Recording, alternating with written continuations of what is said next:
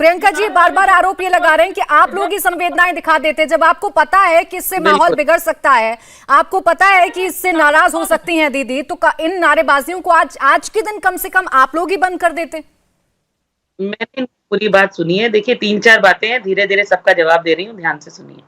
पहली बात तो राम के नाम का बहाना है, दरअसल अपने कर्म को छुपाना है। ममता बनर्जी ने जो वहां किया उसको छिपाने के लिए ये सारे बहानेबाजी जो है वो अभी इस बात को पूरी राम के नारों पर ठेल दे रही है।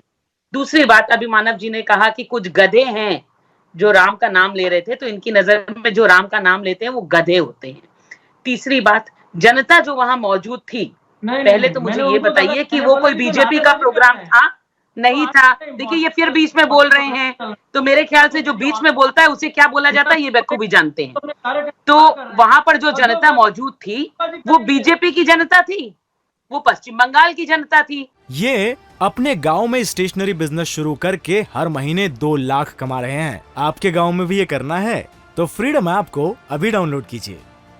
तो इनका बोलने का मतलब कि जनता भी गधी है जो राम का नाम लेते हैं। राम का नाम लेने से ऐसी आपत्ति हो जाती है, इनको ऐसी मिर्च लग जाती है, पेट में ऐसा दर्द हो जाता है। जो ये कह रहे हैं, मैं नहीं कह रही, उनके एक्शंस ने आज ये प्रूव कर दिया कि जो बार बार लोग कहते हैं कि ममता बनर्जी हिंदू विचारधारा से परे है, ममता बनर्जी राम को नहीं मानती, वो सारी चीज आज उन्होंने साबित कर दी। वो नीचे बैठी रही, लेकिन सबसे बड़ी बात क्या है, नीचे बैठने का कारण क्या था? नीचे बैठने का कारण था कि स्टेज पर मौजूद थे ऑपोजिशन के जो लीडर हैं, हमारे लीडर ऑफ ऑपोजिशन शुवेंदु अधिकारी, जिनको देख करके बार बार उनको नंदीग्राम की हार 1956 वोट से जो हारी थी वो याद आ जाती है। वो देख करके उनको मिर्ची लग गई।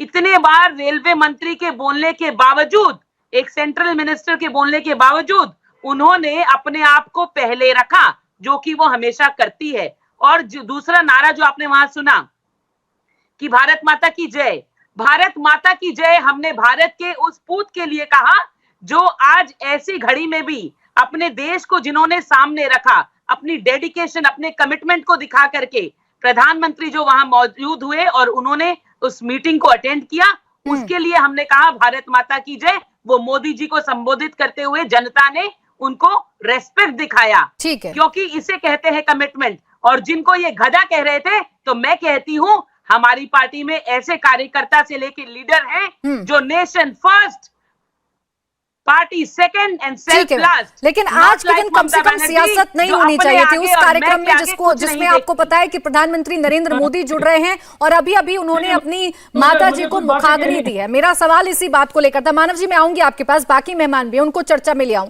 बादल जी सवाल इस सियासत को लेकर है, सवाल इस राजनीति को लेकर है कि आप राजनीतिक प्रतिद्वंदी हो सकते हैं, आपकी विचारधाराएं अलग अलग हो सकती हैं, लेकिन आप कम से कम एक दूसरे के सामने इतना तो सेंसिटिव रह सकते हैं कि दिन का ही ख्याल कर लीजिए, आप समय का ही ख्याल कर लीजिए। आज के दिन क्या ये पॉलिटिकल ड्रामा जरूरी था जो हुआ आज वेस्ट बंगाल में? मैडम उससे पहले मैं एक लाइन कहना चाहता हूँ। प्रधानमंत्री की मां को निधन हुआ और मैं उनके आत्मा की शांति कामना करता हूँ और उनके परिवार के सभी सदस्यों के प्रति मैं संवेदना व्यक्त करता हूँ। और मैडम एक लाइन आपको कहना चाहता हूँ, ममता बनर्जी मतलब ममता बनर्जी सिर्फ एक पार्टी के लीडर नहीं है, सिर्फ एक प्रधानमंत्री मुख्यमंत्री नहीं है।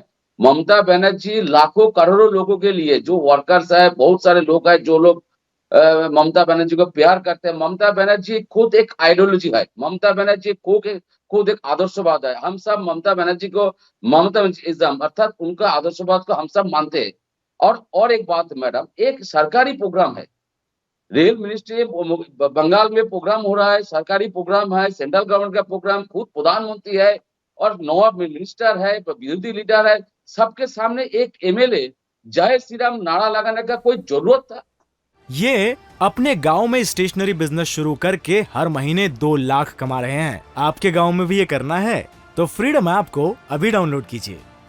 मैडम पहले आप ये सोचिए, आप दूसरे तरफ से मत देखिए, आप एक सोचिए, एक सरकारी प्रोग्राम में खुद प्रधानमंत्री है, प्रधानमंत्री के सामने एक एमएलए उनके समर्थक को लेके जय श्री राम नारा देने का कोई जरूरत था?